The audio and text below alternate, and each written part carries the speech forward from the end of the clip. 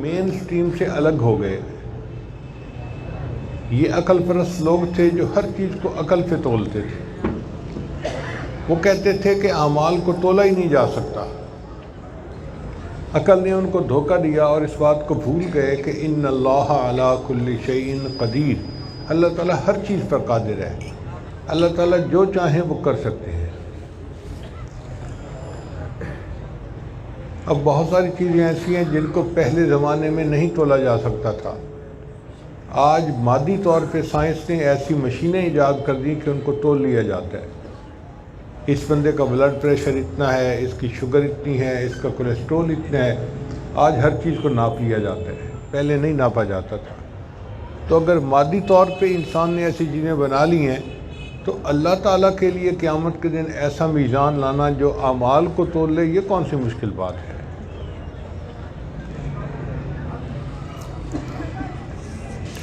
علماء اہل سنت کے نزدیک قیامت کے دن اللہ تعالیٰ نیکیوں کو سورہ حسنہ میں پیش فرمائیں گے اور گناہوں کو سورہ قبیحہ میں پیش فرمائیں گے۔ پھر گناہوں کو ایک پلڑے میں ڈالا جائے گا، نیکیوں کو دوسرے پلڑے میں، اور وزن کیا جائے گا۔ اور وزن کرنے والے فرشتے حضرت جبریل علیہ السلام ہوں گے۔ وجہ کیا؟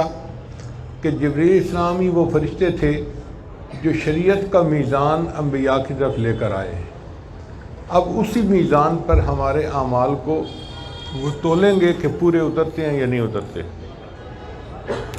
جس کی نیکیوں کا پلڑا بھاری ہوگا وہ جنتی ہوگا، اور جس کے گناہوں کا پلڑا بھاری ہوگا وہ جہنمی ہوگا۔ اب یہاں پر ایک سوال پیدا ہوتا ہے کہ کیا قیامت کے دن اعمال تولے جائیں گے یا نامہ اعمال تولے جائیں گے یا بندے کو تولا جائے گا؟ تینوں طرح کی احادیث ملتی ہیں۔ چنانچہ ایک حدیث مبارکہ میں آتا ہے کہ قیامت کے دن انسان کے نامہ اعمال میں اچھے اخلاق سب سے زیادہ وزنی ہوں گے۔ بعض لوگ بڑے اچھے اخلاق والے ہوتے ہیں، اگرچہ ان کا ظاہری چہرہ مہرہ شریعت کے مطابق نہیں ہوتا، مگر کلمہ گو مسلمان ہیں تو ان کے اخلاق بہت اچھے ہوتے ہیں، یہ بڑے اچھے لوگ ہیں۔ اگر کبھی اپنے ظاہر کو سنت کے مطابق بنا لیں تو یہ نور علی نور بن جائیں، مگر اللہ کے نزدیک اچھے اخلاق والا انسان بہترین انسان ہے۔ نبی علیہ السلام نے فرمایا اکمل المؤمنین ایمانا احسنہم خلقا، کہ ایمان والوں میں سب سے کامل مومن وہ ہیں جس کے اخلاق اچھے ہوں۔ ہم نے دیکھا ہے کہ بعض لوگ جو چہرے پہ داڑھی تو سجا لیتے ہیں، اخلاق کے بہت برے ہوتے ہیں، لوگوں کے دل آزاری کرتے ہیں، مس بیہیو کرتے ہیں، وہ کسی کام کے لوگ نہیں ہوتے۔ تو قیامت کے دن اعمال میں اچھے اخلاق کا وزن سب سے زیادہ ہوگا۔ اس سے پتہ چلتا ہے کہ اعمال تولے جائیں گے۔ اور ایک حدیث پاک میں ہے کہ ایک بندہ آئے گا، اس کے 99 دفتر گناہوں کے ہوں گے۔ 99 دفتر سے کیا مراد؟ کہ ہم جیسے کسی مضمون کی کاپی بناتے ہیں، وہ چھوٹی ہو جاتی ہے، پھر دوسری کاپی، پھر تیسری، تفصیل بڑھتی جاتی ہے تو کاپیاں بھی بڑھتی جاتی ہیں۔ اس بندے کے گناہ اتنے ہوں گے کہ 99 رجسٹر گناہوں کے بھر جائیں گے، 99 دفتر گناہوں کے بن جائیں گے۔ اب وہ 99 دفتر ایک پلڑے میں اور اس کی نیکیاں دوسرے پلڑے میں، تو نیکیاں تھوڑی ہوں گی، گناہ زیادہ ہوں گے۔ وہ بندہ گھبرائے گا کہ پتہ نہیں میرا کیا بنے گا۔ اتنے میں ایک فرشتہ ایک چھوٹی سی پرچی، وہ پرچی کو عربی میں بطاقہ کہتے ہیں، ٹکڑا کاغذ کا، وہ نیکیوں کے پلڑے میں ڈالے گا اور وہ اتنا بھاری ہوگا کہ نیکیوں کا پلڑا جھک جائے گا۔ تو وہ بندہ پوچھے گا کہ یہ بطاقہ کیا ہے؟ تو اس پر کلمہ لکھا ہوگا، اس بندے نے جو پڑھا ہوگا۔ محدثین نے لکھا ہے کہ چونکہ کلمے میں اللہ کا نام آتا ہے اور اللہ کے نام سے کوئی چیز بھاری نہیں ہو سکتی، اس لیے یہ اللہ کا نام اس کے نیکیوں کے پلڑے کو جھکا دے گا۔ اور بعض حدیث سے پتہ چلتا ہے کہ انسانوں کو بھی تولا جائے گا۔ چنانچہ صحابہ کرام میں ایک مفتی قسم کے، بھائی شوگر کی وجہ سے میرا منہ خشک ہو جاتا ہے تو بولنا مشکل ہوتا ہے، تو میں منہ کو تر کرنے کے لیے پانی کا گھونٹ لے لیتا ہوں، آپ مجھے معاف کیجیے گا۔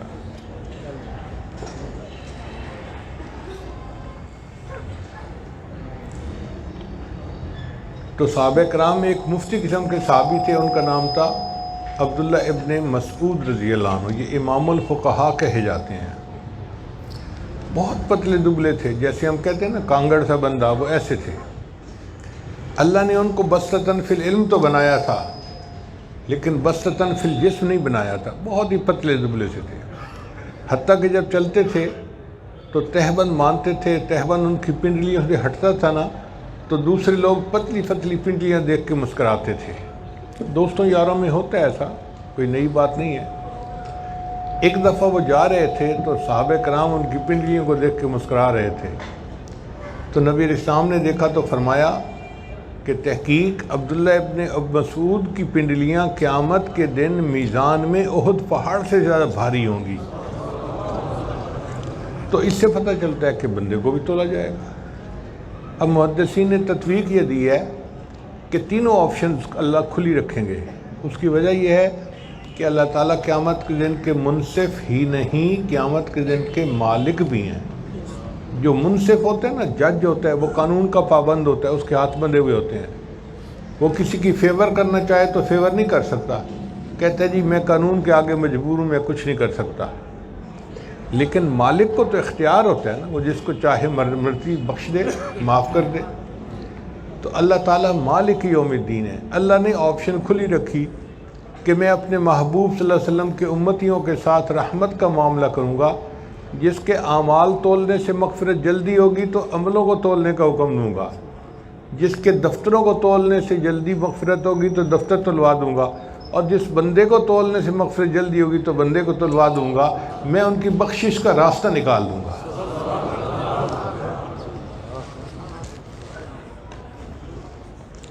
وقال مجاہد، اور مجاہد رحمۃ اللہ فرماتے ہیں القسطاس العدل بالرومیہ، کہ قسطاس جو ہے اس کا معنی ہے عدل، یہ رومی زبان کا لفظ ہے۔ یہ لفظ پہلے تھا قسطار، پھر وقت کے ساتھ قسطاس بن گیا۔ یہ رومی زبان کا لفظ تھا، مگر عربوں نے اس کو استعمال کرنا شروع کر دیا۔ اب یہاں پہ ایک سوال پیدا ہوتا ہے کہ اللہ تعالیٰ تو فرماتے ہیں کہ قرآن کو ہم نے عربی مبین، واضح عربی زبان میں نازل کیا، تو اس میں یہ پھر رومی زبان کا لفظ کہاں سے آ گیا؟ تو اس کی بات سن لیجئے کہ زبانوں میں ایک زبان کا لفظ دوسری زبان میں استعمال ہونا ایک عام سی بات ہے۔ جیسے عربی زبان کے الفاظ پنجابی میں استعمال ہوتے ہیں۔ عربی زبان میں لفظ ہے مائدہ، اور ہم کہتے ہیں میدا۔ یہ میدا پنجابی کا لفظ کہاں سے نکلا؟ یہ عربی سے آیا، میدے کی روٹی۔ تو اصل لفظ مائدہ تھا، یار لوگوں نے مائدہ کو میدا بنا دیا۔ اسی طرح انگریزی کے زبان پنجابی میں استعمال ہوتے ہیں۔ انگریزی میں کہتے ہیں واٹر، پانی کو، اور ہم پنجابی میں کہتے ہیں وتر، وہ بھی واٹر کا معنی ہی ہے۔ فارسی کے لفظ انگریزی زبان میں استعمال ہوتے ہیں۔ فارسی میں بیٹی کو کہتے ہیں دختر، اور انگریزی میں بیٹی کو کہتے ہیں ڈاٹر۔ فارسی میں ماں کو کہتے ہیں مادر، اور انگلش میں کہتے ہیں مدر۔ تو یہ ڈاٹر اور مدر فارسی کے الفاظ تھے جو انگریزوں نے استعمال کرنے شروع کر دیے۔ اردو زبان کو دیکھیں تو اس کے آدھے الفاظ فارسی کے ہیں اور آدھے زبان عربی کے ہیں۔ تو یہ تو بنی دوسری زبانوں سے ہے، ایک نئی زبان بن گئی۔ قرآن مجید کے 500 الفاظ ایسے ہیں جو اردو زبان میں استعمال ہوتے ہیں، جیسے انسان، جن، روح، قلم، کتاب، عرش، کرسی، قبر، حشر، موت، حیات، یہ سب عربی کے الفاظ ہیں، اردو میں استعمال ہوتے ہیں۔ تو زبانوں کے الفاظ ایک زبان سے دوسری جگہ استعمال ہونا یہ ایک عام سی بات ہے۔ اب قاعدہ یہ ہے کہ جب ایک لفظ کسی نئی زبان میں استعمال ہونا شروع ہو گیا اور وہ وہاں کے اصول و ضوابط پہ بھی پورا اترتا ہے، تو اس کے بعد اس کو اسی زبان کا لفظ کہیں گے۔ تو شروع میں یہ رومی زبان کا لفظ تھا، جب عربوں نے استعمال کرنا شروع اور ان کے صرف نحو کے قواعد کے مطابق یہ پورا بھی اتر گیا، تو اب اس کو عربی زبان کا لفظ کہیں گے، اب اس کو رومی زبان کا لفظ نہیں کہیں گے۔ ہر کے درکان نہ مکرفت نہ مکشد، نمک کی کان میں جو چیز چلی جاتی ہے پھر وہ نمک بن جاتی ہے۔ یہاں طلباء ایک نقطہ سمجھیں کہ لفظ ایک ہی ہے، القسط اور القسط۔ القسط کا معنی ہے انصاف، اور القسط بھی استعمال ہوا ہے، وَأَمَّا الْقَاسِطُونَ فَكَانُوا لِجَهَنَّمَ حَطَبًا۔ اس لیے شخصی مطالعہ کرنے والا بندہ ہمیشہ نقصان اٹھاتا ہے، استاد سے پڑھا جائے تو انسان غلطی سے بچ جاتا ہے۔ اب امام بخاری رحمۃ اللہ علیہ نے اس حدیث کو اپنے استاد احمد بن اشکاب سے نقل کیا۔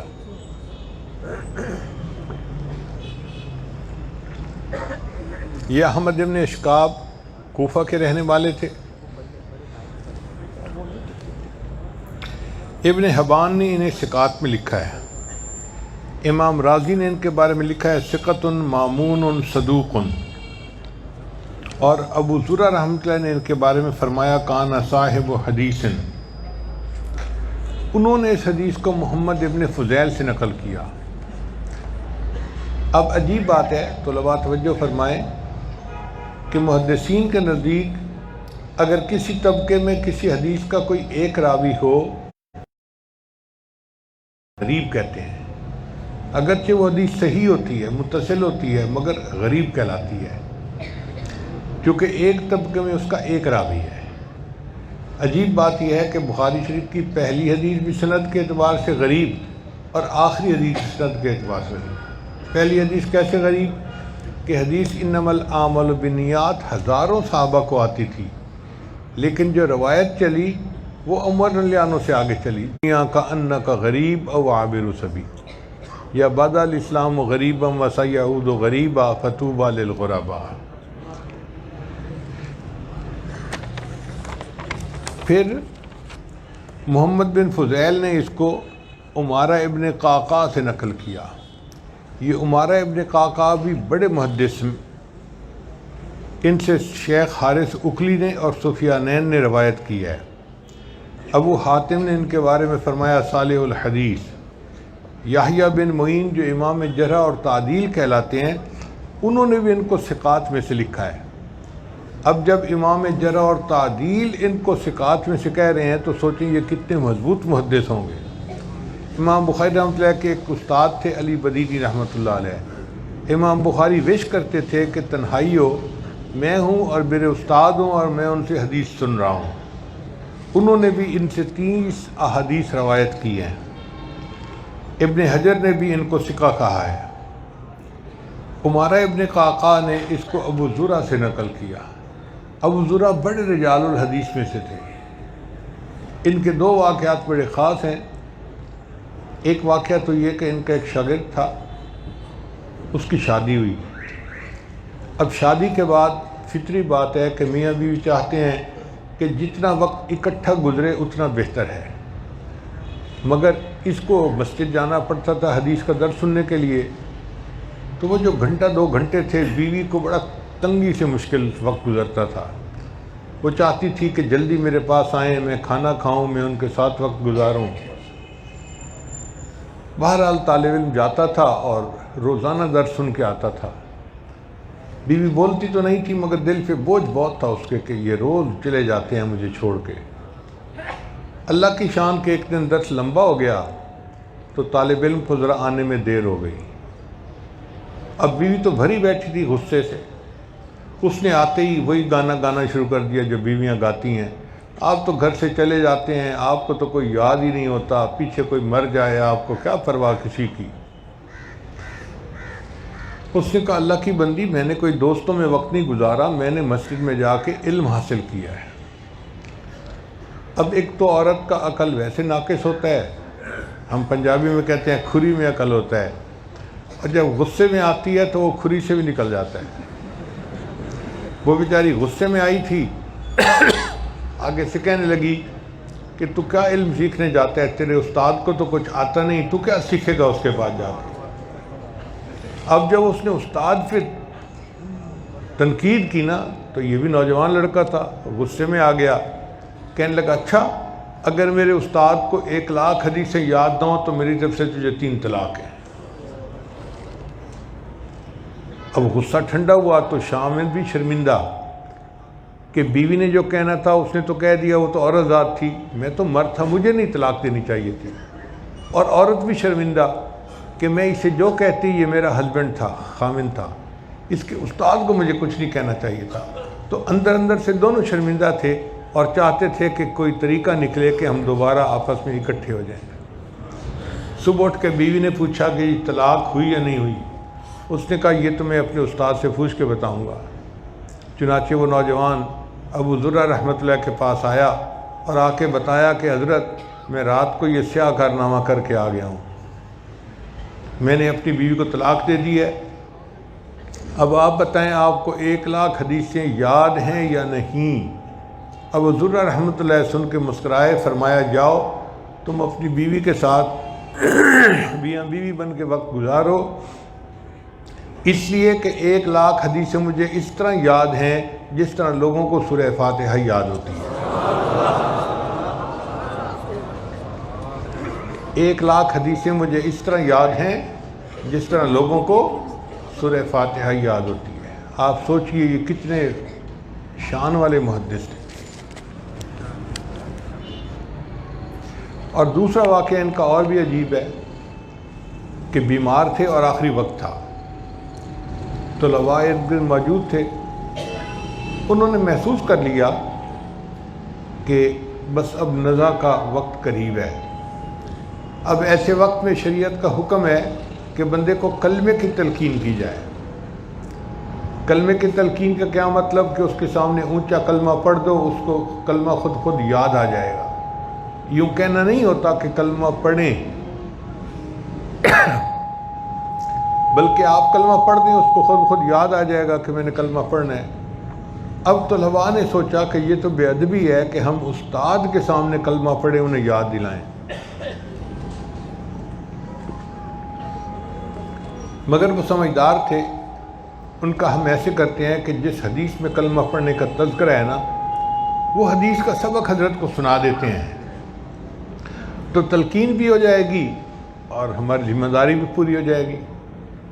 چنانچہ انہوں نے وہ حدیث پڑھنی شروع کر دی۔ جب انہوں نے 2-3 راویوں کا نام پڑھا تو حضرت بیمار تھے مگر سمجھ گئے کہ یہ کون سی حدیث پڑھنا چاہتے ہیں، تو انہوں نے بھی اس حدیث کو ساتھ ساتھ پڑھنا شروع کر دیا۔ اچھا وہ حدیث کیا تھی کہ نبی علیہ الصلوۃ والسلام نے فرمایا من کان آخر کلامہ لا الہ الا اللہ، جس بندے کا دنیا میں آخری کلام لا الہ الا اللہ ہوگا داخل الجنہ، و جنت میں داخل ہو جائے گا۔ تو ابو ذرہ رحمۃ اللہ نے حدیث پڑھنی شروع کر دی۔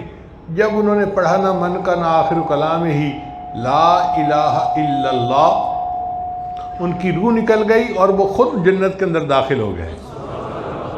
یہ اتنی شان والے محدث تھے۔ اللہ ایسی اچھی موت ہم میں سے ہر کسی کو عطا فرمائے۔ ابو ذرہ رحمۃ اللہ نے اس حدیث کو امام حضرت ابو ہریرہ عنہ سے نقل کیا۔ حضرت ابو ہریرہ عنہ جو تھے ان کا نام زمانے جاہلیت میں عبد الشمس تھا۔ انہوں نے 60 سال کی عمر میں اسلام قبول کیا اور دین کا جتنا علم حاصل کیا وہ 60 سال کی عمر کے بعد حاصل کیا۔ اب کوئی یہ نہیں کہہ سکتا جی میری عمر بہت ہو گئی ہے، میں 40 سال کا ہو گیا ہوں، میں 50 سال کا ہوں، میں نہیں پڑھ سکتا۔ بھئی اگر ابو ہریرہ عنہ 60 سال کی عمر کے بعد دین سیکھ سکتے ہیں تو ہم کیوں نہیں سیکھ سکتے؟ ہم بھی سیکھ سکتے ہیں۔ ان کا نام تھا عبد الرحمن۔ ابو ہریرہ ان کی کنیت تھی، مگر یہ اپنے آپ کو ابو ہریرہ کہلوانا پسند کرتے تھے۔ ایک مرتبہ نبی علیہ السلام نے ان کو ابا ہر کہہ دیا تھا۔ ہر عربی میں بلے کو کہتے ہیں، وہ بلے والے کہہ دیتے ہیں نا پیار سے، اور بلے والے اور طوطے والے اور کبوتر والے، تو نبی علیہ السلام نے ابا ہر کہہ دیا۔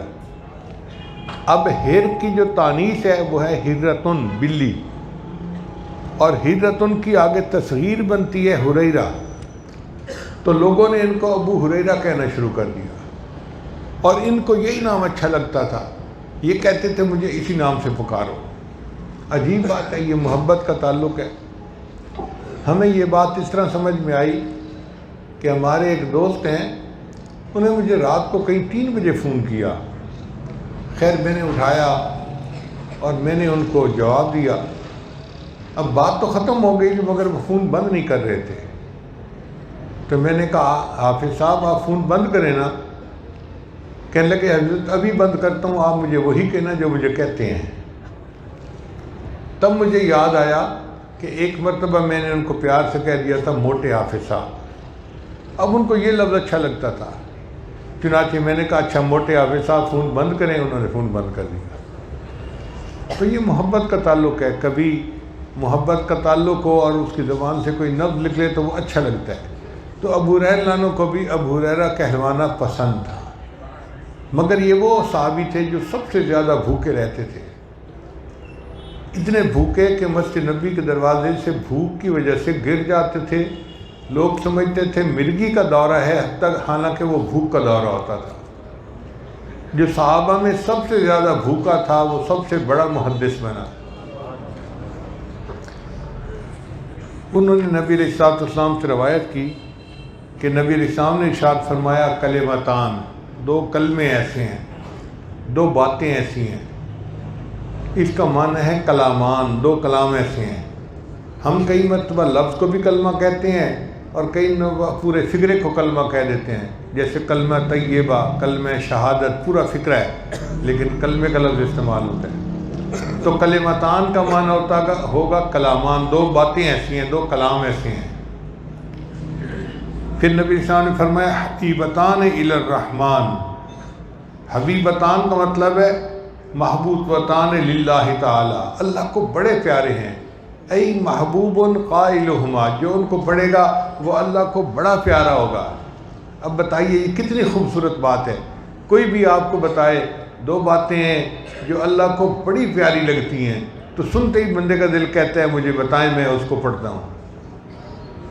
یہ بات کا انداز ہے نا کہ نبی علیہ السلام نے شروع میں وہ باتیں نہیں بتائیں بلکہ ان کے فضائل سنا کے سامعین کو ترغیب دی، ان کے دل میں شوق بڑھایا. تو پہلی بات فرمائی کلمتان، دو باتیں ایسی ہیں حبیبتان الی الرحمن، رحمان کو بہت پیاری ہیں. اب سوال پیدا ہوتا ہے کہ اللہ کے تو 99 نام ہیں، تو یہاں پہ رحمان کا نام کیوں استعمال کیا گیا؟ وہ اس لیے کہ رحمان اس کو کہتے ہیں کہ جس کی دین بہت زیادہ ہوتی ہے. ایک ہوتا ہے کسی کے پاس پیسے کا زیادہ ہونا، یہ الگ صفت ہے. ایک ہے اس کا پیسے خرچ کرنے والا خوب ہونا، سخی ہونا، یہ الگ صفت ہے. کئی لوگوں کے پاس پیسہ ہوتا ہے کنجوس مکھی چوس ہوتے ہیں، کیا فائدہ. کئی لوگوں کے پلے کچھ نہیں ہوتا، سخی بڑے ہوتے ہیں، کیا فائدہ. مزہ تو یہ ہے کہ پیسے ہوں بھی زیادہ اور خرچ کرنے کی عادت بھی خوب ہو. تو اللہ کی دو صفتیں ہیں، ایک ہے اللہ رحیم، اس کی رحمت بے انتہا بے پایا ہے، اور ایک ہے رحمان کہ اللہ تعالیٰ خرچ بھی بے انتہا کرتے ہیں. وہ اپنوں کو بھی دیتے ہیں، پرایوں کو بھی دیتے ہیں، ایمانداروں کو بھی دیتے ہیں، غداروں کو بھی دیتے ہیں. کافروں کو دنیا میں کون پالتا ہے؟ اولاد کون دیتا ہے؟ تو اللہ کی رحمت اپنے پرائے سب پہ تقسیم ہو رہی ہے، اس لیے یہاں پہ رحمان کا لفظ استعمال کیا گیا. ویسے بھی حدیث پاک میں آتا ہے کہ جس بندے نے کلمہ پڑھا درود شریف جزا اللہ عنا محمد ما هو اہلہ اطعب 70 ملکا الف صباح، 70 فرشتے 1000 دن تک اس کا اجر لکھتے رہتے ہیں. 1000 دن تقریباً 3 سال لگ گئے. ایک دفعہ یہ درود شریف پڑھیں تو 70 فرشتے 3 سال تک اس کا اجر لکھتے رہیں گے. کتنی بڑی نیکی ہے. اب چھوٹے سے عمل پہ اتنا بڑا اجر یہ رحمان ہی عطا کر سکتا ہے.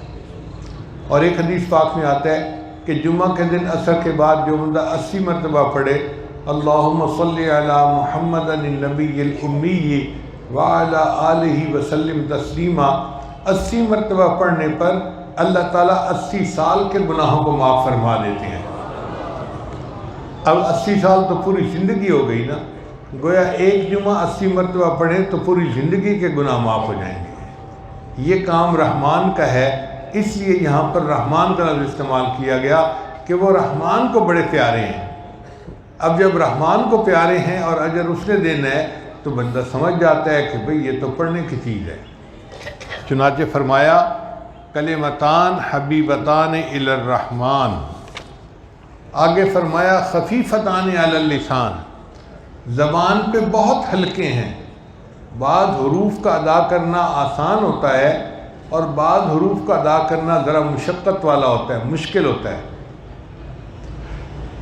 جو حروف مشکل سے ادا ہوتے ہیں وہ اس میں بہت کم ہیں، جیسے بعض حروف کو کہا جاتا ہے حروف قلقلہ، ان کا مجموعہ ہے قطب و جدن، تو ان کو جب ادا کیا جاتا ہے نا تو ان کے ادا کرتے وقت مخرج کے اندر تھوڑی سی حرکت آتی ہے، تو ادا کرنا ہر بندے کا کام نہیں ہے، جس نے تجوید سیکھی ہوئی ہے وہی ادا کر سکتا ہے، اس لیے ان کا ادا کرنا مشکل، تو اس میں سے بہت کم لفظ استعمال ہوئے۔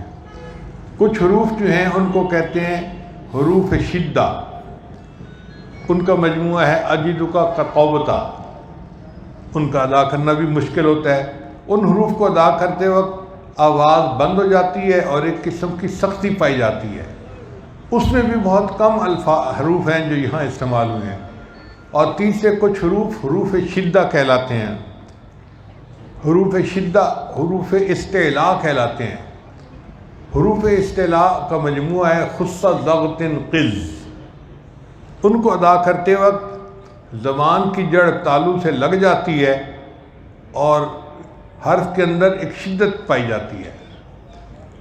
تو یہ تینوں قسم کے حروف بہت کم ہیں، اس کا مطلب ہے کہ اس کلام کو پڑھنا بہت آسان ہے، للین سحور حروفہما و سہولت مخارجہما، حروف ادا کرنے بہت آسان ہے اور ان کو مخرج سے نکالنا اور بھی زیادہ سہولت والا ہے، اس لیے نبی صاحب نے فرمایا خفیفتان علی اللسان۔ آگے فرمایا ثقیلتان فی المیزان، میزان میں وہ بہت بھاری ہوں گے۔ چنانچہ حدیث مبارکہ میں آتا ہے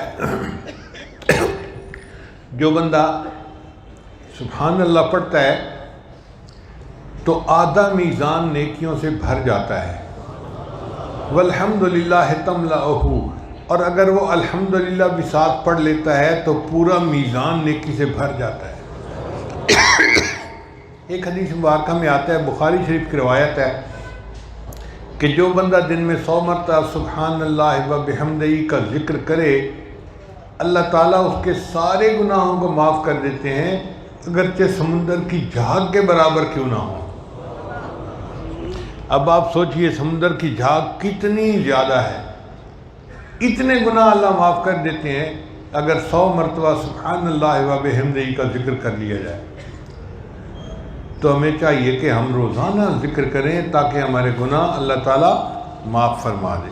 اس لیے فرمایا ثقیلتان فی المیزان، کہ وہ میزان میں بڑے بھاری ہوں گے۔ اب نبی علیہ السلام نے 3 باتیں فرمائیں کہ 2 باتیں ایسی ہیں حبیبتان الی الرحمن، رحمان کو بڑی پیاری ہیں، زبان سے ادا کرنی بڑی آسان ہے اور میزان کے اندر بڑی بھاری ہوں گی۔ اب ان باتوں کو سننے کے بعد سننے والے کا دل کرتا ہے کہ جی اب بتا دیں وہ کیا باتیں ہیں۔ تو جب شوق خوب بھر گیا نا سننے والوں کے دل میں، تب نبی علیہ السلام نے اصل بات بتائی کہ وہ کلام کیا ہے۔ وہ کلام ہے سبحان اللہ و بحمدہ سبحان اللہ العظیم۔ آپ بھی چند مرتبہ پڑھ لیجئے، سبحان اللہ و بحمدہ سبحان اللہ العظیم۔ اچھا، سبحان اللہ کا کیا معنی؟ اللہ آپ پاک ہیں، آپ میں کوئی عیب نہیں، کوئی کمی نہیں، کوئی نقص نہیں، کوئی کسی قسم کا آپ کے اندر کوتاہی نہیں ہے، آپ ہر عیب سے بالا تر ہیں اور پاک ہیں۔ یہ بھی تعریف کا ایک انداز ہوتا ہے۔ اس کو ایک مثال سے میں سمجھاتا ہوں کہ اگر کسی لڑکی کا رشتہ پسند کرنا ہو تو بات کرنے کے 2 انداز ہیں۔ لڑکی بڑی خوبصورت ہے، بڑی پڑھی لکھی ہے، بڑے اچھے گھرانے کی ہے، بڑی نیک دیندار ہے، یہ ایک انداز ہے اس کی بات کرنے کا۔ اور دوسرا انداز یہ بھی ہے، جاہل نہیں ہے، بد اخلاق نہیں ہے، کامچور نہیں ہے، بے دین نہیں ہے۔ اب ہم نے اس کی تعریف تو نہیں کی، لیکن برائیوں کو ہم نے اس سے الگ کر دیا، نہ ضدی ہے، نہ کام چور ہے، نہ فلاں ہے، نہ فلاں۔ اس کا مطلب یہ کہ اچھی ہے۔ تو یہ اللہ تعالیٰ کی تعریف کا انداز اللہ کو بہت پسند ہے، اس لیے اللہ نے اپنی تعریف خود فرمائی، فسبحان اللہ۔ اللہ نے قرآن مجید میں خود فرمایا ہے فسبحان اللہ، اللہ پاک ہے، اللہ میں کوئی عیب نہیں، کوئی کمی نہیں، کوئی نقص نہیں ہے۔ یہ الفاظ سن کے اللہ کو پیار آ جاتا ہے۔ ہم جیسے بات کرتے ہیں نا بندے کہ جی سن کے دل میں ٹھڈ پہ گئی، آپ یوں سمجھیں کہ جو بندہ سبحان اللہ کہتا ہے نا، ایسے ہی سمجھیں کہ ٹھنڈ پڑ جاتی ہے اللہ کے۔ اللہ کو پیار آتا ہے اس بندے پہ کہ یہ بندہ کتنی اچھی بات کر رہا ہے۔ اس لیے نماز کی ابتدا سبحانک اللہم، دیکھو یہیں، پھر رکوع میں جاتے ہیں تو سبحان ربی العظیم، اور سجدے میں جاتے ہیں تو سبحان ربی الاعلی، اللہ کی تسبیح بیان کر رہے ہوتے ہیں۔ اللہ کو یہ بہت پسند ہے۔ تو سبحان اللہ، اللہ کو یہ لفظ بہت پسند ہے۔ اور اللہ کے ناموں میں سے جو اللہ کا لفظ ہے نا، یہ اللہ کا اسم ذات ہے۔ یوں تو اللہ کے بہت اللہ، تو آخری لفظ کون سا ہوا؟ اور دلیل دیں، ان کا نماز کی ابتدا اللہ سے، نماز کی انتہا اللہ پہ۔ چنانچہ نماز کی ابتدا ہوتی ہے اللہ اکبر تکبیر تحریمہ کے ساتھ، اور نماز کی انتہا ہوتی ہے السلام علیکم ورحمۃ اللہ، تو آخری لفظ کون سا ہے؟ تو اللہ کے لفظ سے ابتدا اور اللہ کے لفظ سے انتہا، اور بندے کی زندگی کی ابتدا اور انتہا بھی اللہ کے لفظ پہ۔ اب دیکھو بچہ پیدا ہوتا ہے تو کان میں گئے تھے، تو اللہ نے موسیٰ علیہ السلام کو اپنا تعارف کروایا تھا، اننی انا اللہ، اے موسیٰ علیہ السلام میں اللہ ہوں۔ اللہ کسی اور نام سے بھی اپنا تعارف کروا سکتے تھے، تو چونکہ اللہ نے فرمایا اللہ کا نام جو ہے یہ اسم اعظم ہے، تو باقی حضرات نے مان لیا کہ واقعی اللہ کا نام ہی اسم اعظم ہے۔ اب امام صاحب سے سوال کیا گیا کہ ہم بھی تو اللہ کا نام لے کے دعا کرتے ہیں، ہماری دعائیں تو قبول نہیں ہوتی۔ تو انہوں نے جواب دیا کہ دیکھو، ایک جگہ ٹریفک کا رش لگا ہوا ہے اور پولیس والا وہاں بیٹھا چائے کا کپ پی رہا ہے، کسی کے تو پھر اثر سامنے آ جائے۔ یہ لفظ اتنا برکت والا ہے کہ حدیث مبارکہ میں آتا ہے، ان اللہ عز وجل یقول لاسرافیل اذا سمعت قائلا یقول اللہ اللہ فاخر، یہ تعریف اللہ کی طرف لوٹتی ہے۔ دیکھیں، ہم پھول کی تعریف کریں تو تعریف اللہ کی، کس نے پھول کو پیدا کیا؟ ہم پھل کی تعریف کریں تو یہ تعریف اللہ کی، کس نے پھل بنایا؟ بیوی خامند کی تعریف کرے تو یہ اللہ کی، اس کا خامند کس نے بنایا؟ خامند بیوی کی تعریف کرے یا تعریف اللہ کی، اس کے لیے بیوی کس نے بنائی؟ تو چونکہ ساری جہان کی چیزوں، اور نبی علیہ السلام کا ایک نام تھا محمد، اور ایک نام قیامت کے دن ہوگا، اس کا نام احمد۔ احمد کا مطلب وہ ہستی جو اللہ کی اتنی تعریفیں کرے، اتنی تعریفیں کرے کہ اتنی تعریفیں کوئی اور کر ہی نہ سکا ہو۔ اور نبی علیہ السلام نے فرمایا کہ قیامت کے دن اللہ تعالیٰ مجھے مقام محمود عطا فرمائیں گے، میں وہاں جا کر سجدہ کروں گا، اور سجدے میں اللہ کی ایسی تعریفیں کروں گا نہ کسی نے پہلے کی ہوں گی، نہ کوئی بعد میں ایسی تعریفیں کر سکے گا۔ تو نبی علیہ السلام کو قیامت کے دن مقام محمود عطا کیا جائے گا، اور نبی علیہ السلام کی امت کا نام قیامت کے دن حمادون ہوگا، اور نبی علیہ السلام کے بعد جو جھنڈا ہوگا قیامت کے دن، اس کا نام لواء الحمد ہوگا، حمد کا جھنڈا۔ اور نبی علیہ السلام کو جو جنت میں محل ملے گا، اس کا نام بیت الحمد ہوگا۔ اور جنتی جب جنت میں جائیں گے تو وہ اللہ کی حمد بیان کریں گے، وآخر دعواہم ان الحمد للہ رب العالمین، اور جو فرشتے ہیں وہ بھی اللہ کی حمد بیان کرتے ہیں۔ قرآن مجید میں ہے کہ فرشتے جو اللہ کے عرش کے گرد طواف کرتے ہیں، حافین من حول العرش یسبحون بحمد، وہ اللہ کی حمد بیان کرتے ہیں، وقیل الحمد للہ رب العالمین، اور وہ کہتے ہیں کہ سب تعریفیں اللہ کے لیے ہیں جو جہانوں کا پروردگار ہے۔ تو حمد کا اصل لائق کون ہے؟ ہمیں بھی چاہیے کہ ہم اللہ کی خوب تعریف کیا کریں۔ اب یہاں پر ایک بات سمجھنے کی ہے، چونکہ کاروباری حضرات بھی ہیں، کہ ہم اللہ کی تعریف کرنے میں بہت بخل سے کام لیتے ہیں۔ ہم اللہ کی تعریف نہیں کرتے جیسے کرنی چاہیے۔ میں کاروباری بندے کو جانتا ہوں، اس کو اللہ نے اتنا دیا کہ اپنے گھرانے کے علاوہ 40 گھرانوں کی اور کفالت اگر وہ کرنا چاہے تو کر سکتا ہے، اتنا پیسہ ہے اس کے پاس۔ ایک دن ملنے آیا تو میں نے پوچھ لیا کام کاج کیسے ہے؟ کہتا ہے جی گزارا ہے۔ میں نے کہا دل تو میرا چاہتا ہے کہ میں جوتا اٹھاؤں اور آپ کے 2-4 لگاؤں۔ اب وہ بڑا ملونر تھا، اس کو اس طرح کسی نے کہا ہی نہیں تھا، کوئی کہہ ہی نہیں سکتا۔ مجھے کہنے لگا حضرت کیوں خیر تو ہے؟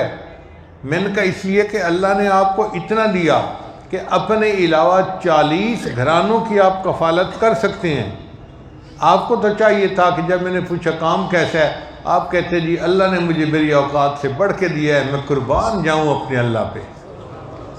اور آپ کی زبان چھوٹی ہو گئی، آپ کہتے ہیں جی گزارا ہی ہے، تھپڑ لگائے بندہ آپ کو۔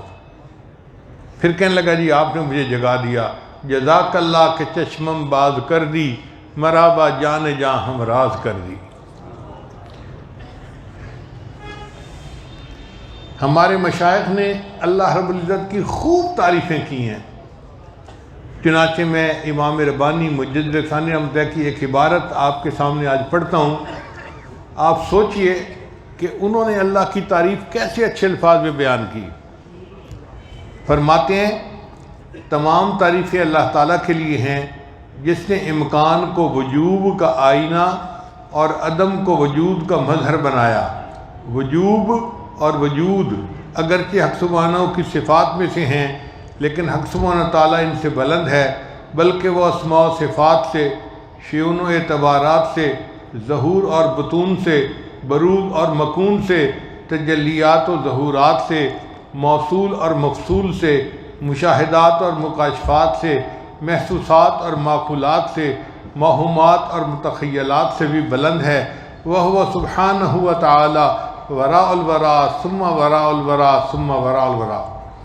کسی حمد کرنے والے کی حمد اس کی ذات کے کنہ تک نہیں پہنچ سکتی، بلکہ تمام تعریفوں کی نہایت اس کی عزت کے پردوں سے نیچے ہی رہ جاتی ہے۔ اس ذات پاک نے اپنی تعریف آپ ہی کی ہے اور اپنی حمد کو آپ ہی بیان کیا ہے، پس وہ ذات تعالیٰ آپ ہی حامد ہے اور آپ ہی محمود ہے۔ کتنے پیارے الفاظ میں اللہ کی حمد بیان کی ہے۔ تو پہلا کلمہ تھا سبحان اللہ و بحمدہ، اور پھر نبی صاحب نے فرمایا کہ دوسرا کلمہ ہے سبحان اللہ العظیم۔ سبحان اللہ کا معنی تو آپ سمجھ گئے، ایک عظیم کا لفظ اور اس میں استعمال ہوا کہ اللہ بلند ہیں، اور اس میں کوئی شک نہیں کہ بلندی اور کبریائی اللہ ہی کو سجتی ہے۔ اللہ فرماتے ہیں الکبریاء و ردائی، کہ بڑائی تو میری چادر ہے، اس لیے ہم اللہ اکبر کہتے ہیں۔ اب میں 10 منٹ کے لیے خاص طلباء سے بات کروں گا کہ یہ حدیث مبارکہ جوامع الکلم میں سے ہے۔ نبی اسلام نے فرمایا کہ مجھے اللہ تعالیٰ نے ایسا کلام عطا کیا جو جوامع الکلم، یعنی سمندر کو کوزے میں بند کرنا۔ ایک تو ہوتا ہے نا دریا کو کوزے میں بند کرنا، نہیں، سمندر کو کوزے میں بند کرنا۔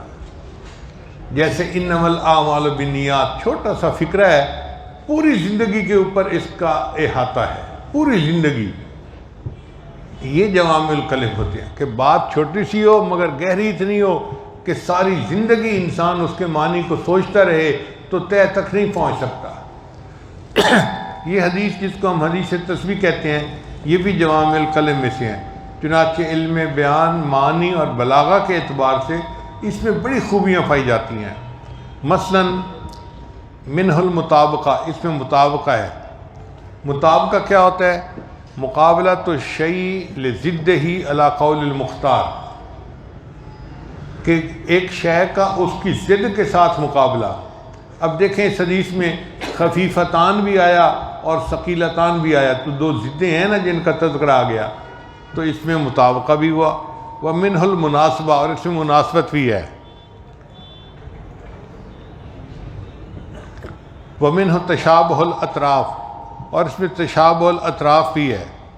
تشابہ الاطراف کہتے ہیں کہ جیسے ابتدا ہو ویسے ہی انتہا ہو. اب دیکھیں سبحان اللہ و بحمدہ سبحان اللہ العظیم، تو اس میں یہ صفت بھی پائی جاتی ہے.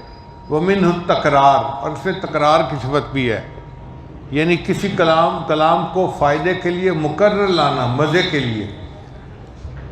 اگر فرما دیتے کہ سبحان اللہ العظیم و بحمدہ حصلت الفائدہ، فائدہ حاصل ہو جاتا، بات پوری ہو جاتی، مگر کلام میں وہ مزہ نہ ہوتا جو اب ہے. نبی علیہ السلام نے ایک فکرے میں دونوں باتوں کو جمع نہیں کیا کہ سبحان اللہ العظیم و بحمدہ.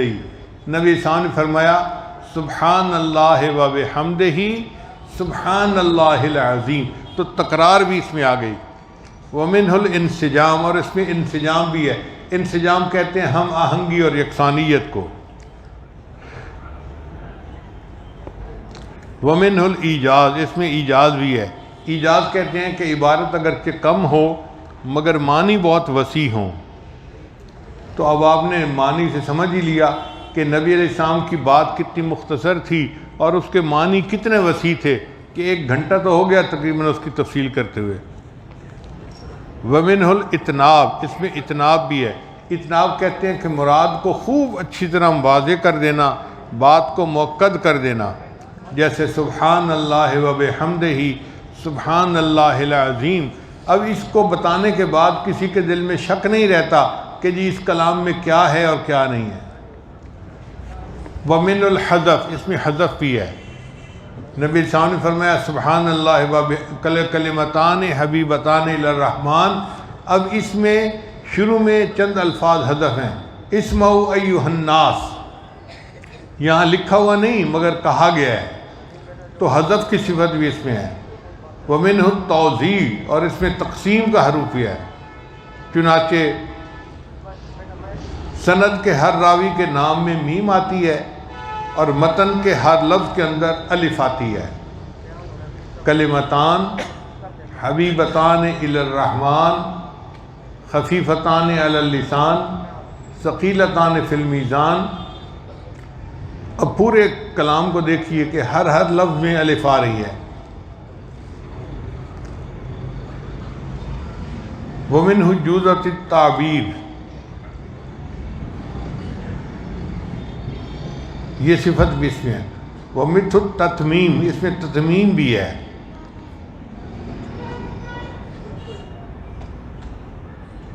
وَمِنْهُ الْمُبَالَغَةُ، اور اس میں مبالغہ کی صفت بھی ہے. مبالغہ کہتے ہیں کہ بات کو اچھی طرح بیان کر دینا. تو نبی علیہ الصلوۃ والسلام نے جو کلام بیان کیا اس میں اللہ کے لیے عظیم کا لفظ استعمال ہو گیا، تو اس سے بڑھ کر اور وضاحت کیا ہو سکتی ہے کہ اللہ ہی سب سے بلند ہے.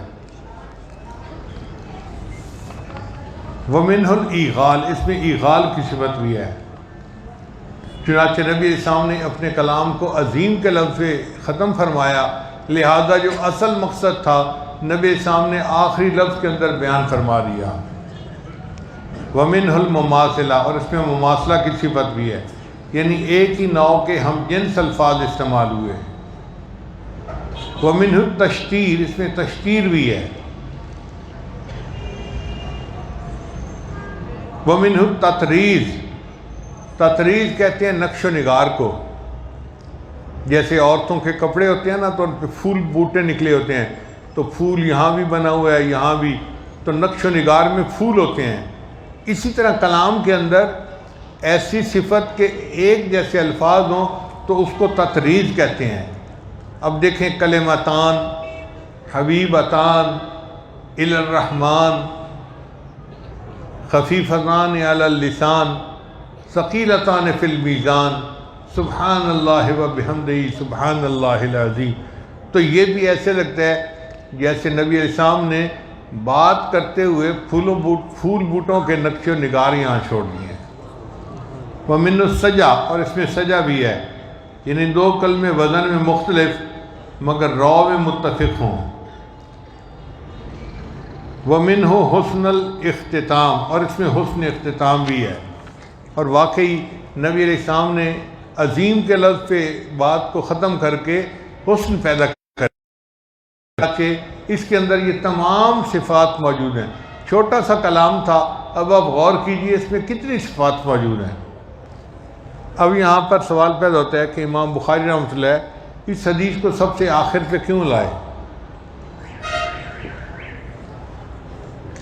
محدثین نے ایک جواب تو یہ دیا کہ اللہ کا حکم ہے وَسَبِّحْ بِحَمْدِ رَبِّكَ حِينَ تَقُومُ، جب آپ کھڑے ہوں تو اللہ کہ اچھا تم بتاؤ۔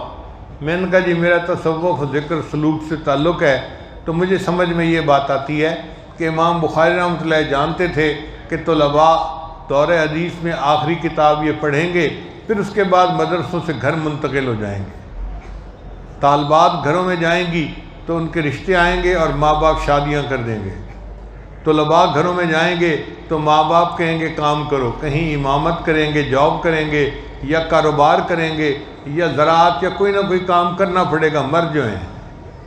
اب جب زندگی سے واسطہ پڑے گا تو ان کو مشکلات پیش آئیں گی، یہ حالات میں پھنس جائیں گے، پھر ان کو ضرورت پڑے گی کہ ہمیں ان حالات سے نکلنے کی کوئی تدبیر بتائے۔ تو امام بخاری نے تدبیر بتا دی کہ تم تسبیح پڑھ لینا، اللہ تعالیٰ تمہیں مشکلات سے نجات عطا فرمائیں گے۔ کہنے لگے مشکلات سے نجات کیسے ملتی ہے؟ میں نے کہا دیکھیں حضرت یونس علیہ السلام ایک پیغمبر تھے جن کو اللہ نے مچھلی کے پیٹ میں لے لیا تھا، مچھلی ان کو لے کے سمندر کے نیچے چلی گئی تھی، 3 اندھیروں میں تھے، ایک رات کا اندھیرا، ایک سمندر کی تہہ کا اندھیرا، اور تیسرا مچھلی کے پیٹ کا اندھیرا، فی ظلمات ثلاث کہہ سکتے ہیں۔ اب وہاں یونس علیہ السلام کو سمجھ نہیں لگتی تھی کہ ایگزٹ کہاں ہے، میں کہاں سے باہر نکلوں، کوئی راستہ ہی نہیں تھا۔ چنانچہ جب کہیں کوئی راستہ نہیں تھا تو انہوں نے اللہ کی تصویر بیان کی، لا الہ الا انت سبحانک انی کنت من الظالمین۔ اب اللہ کو یہ بات اتنی پسند آئی، اللہ نے مچھلی کو حکم دیا میرے یونس علیہ السلام کو سمندر کے کنارے کے اوپر زندہ اس کو باہر نکال دو۔ چنانچہ یونس علیہ السلام کو مچھلی نے زندہ نکال دیا۔ تو گویا اس کلام کی مچھلی کے پیٹ سے نجات پا گئے۔ اللہ تعالیٰ قرآن میں فرماتے ہیں فَلَوْلَا أَنَّهُ كَانَ مِنَ الْمُسَبِّحِينَ، اگر یونس علیہ السلام میری تصویر بیان نہ کرتے لَلَبِثَ فِي بَطْنِهِ إِلَى يَوْمِ يُبْعَثُونَ، قیامت تک وہ مچھلی کے پیٹ کے اندر ہی رہتے۔ مصیبت اتنی بڑی تھی کہ قیامت تک مچھلی کے پیٹ کے اندر رہنا تھا، مگر سبحان اللہ عطا فرما دی، ہاں تخفیف کرا دی۔ 10 جوتے لگنے تھے، سبحان اللہ کہنے پر 1 جوتے پر معافی مل گئی، 9 جوتے معاف ہو گئے۔ تو اگر سبحان اللہ دنیا کی ان سزاؤں میں تخفیف کروا سکتا ہے، ہم اگر پڑھیں گے تو ہمارے گناہوں کی سزا کی تخفیف میں کیوں کمی نہیں کروا سکتے؟ اس لیے ہمیں چاہیے ہم اپنی روزمرہ میں سبحان اللہ کا لفظ زیادہ پڑھا کریں۔ ہم ایسے ہوتے ہیں اللہ کی نعمتوں والے، ان کو بیان کرتے ہوئے سبحان اللہ کا لفظ ضرور ساتھ کہا کریں۔ عورتیں بھی اسی طرح گفتگو کرتے ہیں سبحان اللہ، آج خامن نے مجھے بہت محبت کے ساتھ پورا دن برتاؤ کیا، سبحان اللہ آج مجھے بچوں نے تنگ نہیں کیا، سبحان اللہ میرے سارے کام آج سمٹ گئے۔ تو سبحان اللہ کا لفظ کہنے میں ہم کیوں کمی کرتے ہیں؟ ہمیں